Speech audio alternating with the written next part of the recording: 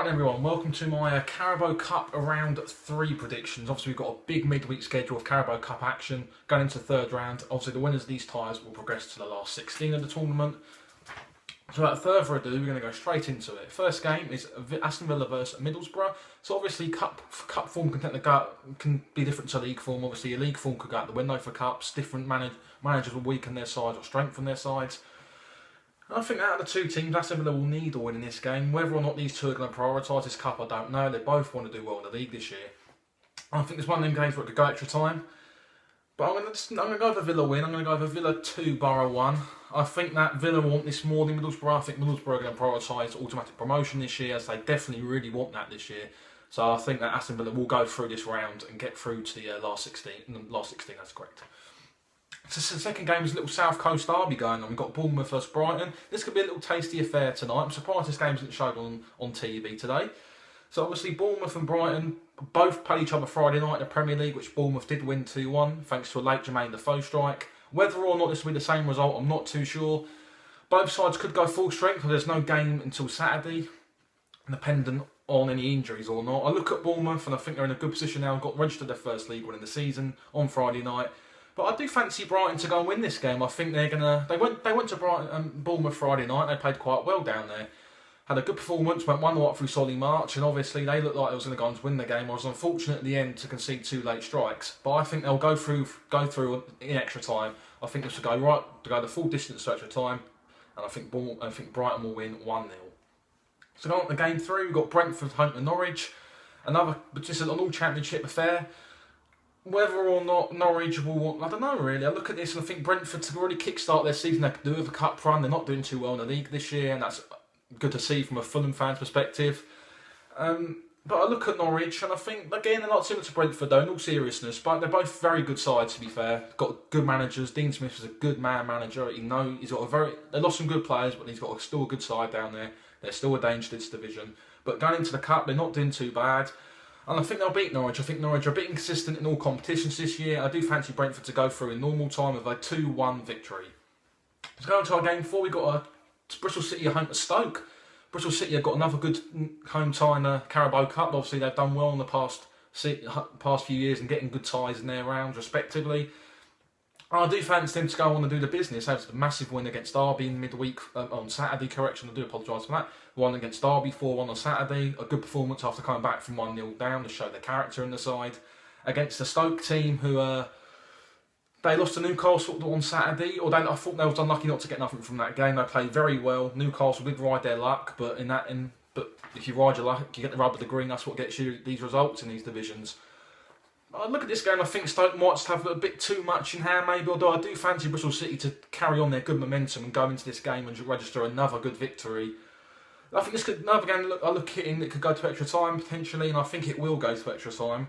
And I think it could end up going to penalties, so I'm going to be very ambitious and go for a Bristol City 5-4 penalty win. So go on to our next game, which is Burnley versus Leeds. So a lot of Leeds fans have been talking about this, suggesting they're going to beat Burnley.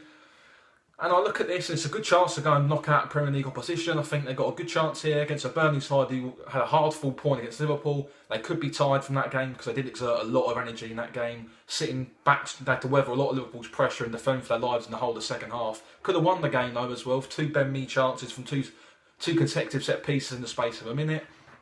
I look at Leeds and they're flying at the moment, although they did slip up at Millwall, who seems to be one of their bogey sides in the Championship. They can't seem to go down to the Den and pick up a good result down there. A narrow 1-0 defeat, it could have easily been 2 had George Saville and Sean Hutchinson put away their chances, so it could have ended up being 3-0. And I do fancy Burnley to carry on their consolidation and their good form, and I think I'm going to go for a 1-0 Burnley win. What's going on, the next game is Palace versus Huddersfield, a repeat of the Premier League opening day fixture where Huddersfield come away 3-0 comfortable victors. And I look at Huddersfield and I think they're going to go and beat Palace here. Although I've got massive respect for Roy Hodgson. Obviously, if you're a fellow Fulham fan, you know why. It's fair enough. I think he'll do well at Crystal Palace. He's gone in there. It's going to take time to get his message across. They looked organised on Saturday against a very good Southampton side. They were again unlucky not to score, just like the Burnley game. They had a catalogue of chances. They just couldn't put them away. And when the ball wasn't going for you, it's one of them tough situations. Hodgson will get him organised. By the looks of it on Saturday, he likes to set up with 2 banks of 4. Maybe they could do with someone supporting Benteke because he's not played well in the past few games. They could do with somebody to support him if they go long for flick-ons. So they're going to need to look at this game, get a few goals in the bank and register a first win of the season in all competitions to maybe look at this and then kickstart their season.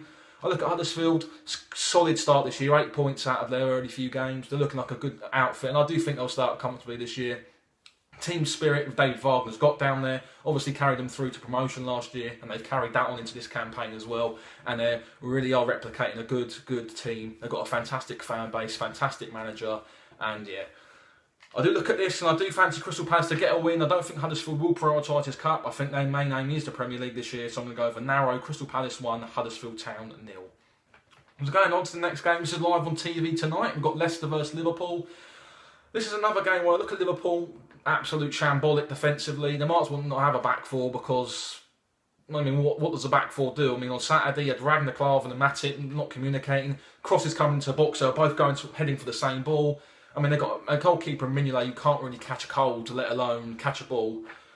And much as I like Liverpool, I love Jurgen Klopp. I think he's a fantastic man. He's just what the Premier League needs. He's got a good personality and he radiates that down to his team. I'm a huge fan of their front line as well. The likes of Mane, who's suspended for the league games, Salah, Firmino as well. They've got a great going forward, but they did not address that main point, getting a centre-half in the summer transfer window. They obviously missed Virgil van Dijk, who's still at Southampton, but there's other targets they could have looked at as well. Potentially maybe Johnny Evans from West Brom. I know he's interested from Arsenal as well. But I look at Leicester, they have an average start to the year. I think this will be a game where they're going to like to play against Liverpool side who are very bad defensively. Leicester like to play two up front, not either Okazaki and Vardy or Slimani and Vardy. So they like to go with two hard-working strikers or maybe bring in someone like Slimani who offers something different up front. I think Leicester will win this game just for the fact Liverpool can't defend. I think Liverpool got no problem going forward. But the problem with Liverpool is they've not addressed that defensive issue since the Brendan Rodgers era. Jurgen Klopp's had plenty of time to bring in centre-halves. He's brought in Matip. I think Lovren and Klavan are awful. And they've really got to go in, maybe they've got to go in January and bring in a centre-half. Because if they don't, Jurgen Klopp, I mean, he's played the same amount of games as Rodgers and picked up less points. So he's got to address this defensive problem, and I think this game might be a game too much for them, and I think Leicester might have too much to handle up front. So going into the next game, we've got West Ham versus Bolton. I think a comfortable home win in this game. Bolton Wanderers haven't done much this year. As I thought they would struggle. They remind me a lot of Wigan last year, a team who come up from the League One, look a good team in League One, but they struggle in the Championship. They can't take their chances this year either. And against Ipswich Town, they should have a catalogue of chances to go and score goals, but obviously they can't take them. And Ipswich only took their chances respectively. I look at West Ham, again a slow start. They done well on last Monday against Huddersfield, got a good result down there. And I think it's been a comfortable win to progress into the last 16. So I'm going to go with a 3-0 West Ham home win. So going into the next game, we've got Wolves Bristol Rovers. Again, I'm going to go with another home win in this game. Wolves, fantastic result Saturday at Nottingham Forest at the City Ground. Such a tough place to go that is to go and win. Diogo Jota, I mean, what a fantastic player he is. Scored 2 well-taken goals.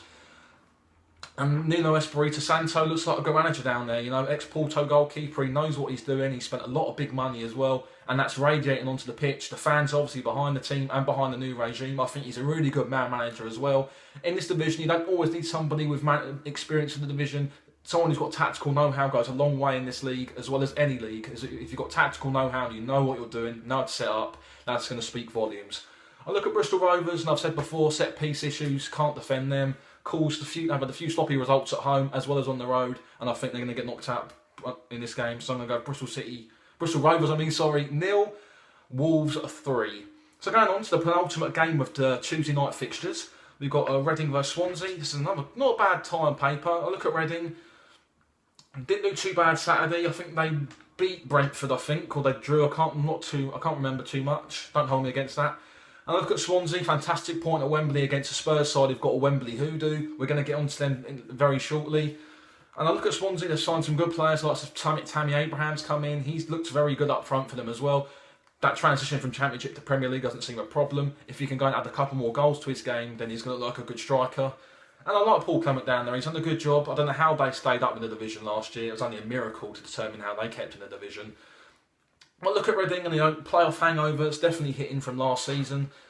Jaap Stam's got a good bunch of players. Obviously, he spent £7.5 million on Sean Aluko, which was a questionable transfer fee, but he's obviously come in, hit the bar on Saturday against Brentford. I look at this game, I think it could go to extra time. I think both teams are solid defensively, and it's going to be a question of whoever can get that first goal. So I'm going to go with a Swansea 1, Reading 0, extra time. And the final game of the Tuesday night fixtures before we go into the couple of Wednesday night fixtures is Spurs vs Barnsley. This is the perfect chance for Spurs to go and arrest their Wembley hoodoo and get a win in front of their home crowd at Wembley. They've obviously struggled this year against teams like Swansea. They've obviously got beaten by Chelsea and obviously struggled at home to Burnley as well, which is going to be a problem. And if they want to do well in the league, they've got to address the problem and then go and look to see how they can get performances down at Wembley. I look at Barnsley, a very young side on the Paul Heckingbottom. Obviously, you got to look at. They was unlucky to get Ollie McBurney's loan deal turned away from the EFL because it didn't go through in time. And they're not looking too bad. They've got a very young squad, which is obviously what Barnsley's way of dealing with transfers is. They want that's the club ethos. Paul Heckingbottom wants a young squad. They've got some fantastic young talent down there. But I do think Spurs will finally get their first Wembley win of the season, and I think it'll be quite comfortable for them. So I'm going to go with Spurs 4, Barnsley 0. So quickly going into the cup, there's a few Wednesday night fixtures as well. So obviously there's EFL's action split across 2 days. So the first one is Arsenal Doncaster. Should be a comfortable win for Arsenal really against a Doncaster side who got beaten 1-0 by Scunthorpe on Sunday. That was the Sunday match in League One. Obviously Lee Novak got the winner for Scunny in that game. And I look at Arsenal, should be comfortable for them. So I'm going to go with a big scoreline in this game. I'm going to go over Arsenal 5, Doncaster 0. I think Doncaster will set up, park the bus and try and consolidate. So look at Chelsea against Nottingham Forest. This will be a big game as well. I think Chelsea should come through comfortably in this game and win 2-0. So obviously Everton versus Sunderland. I think this will be a tight game really.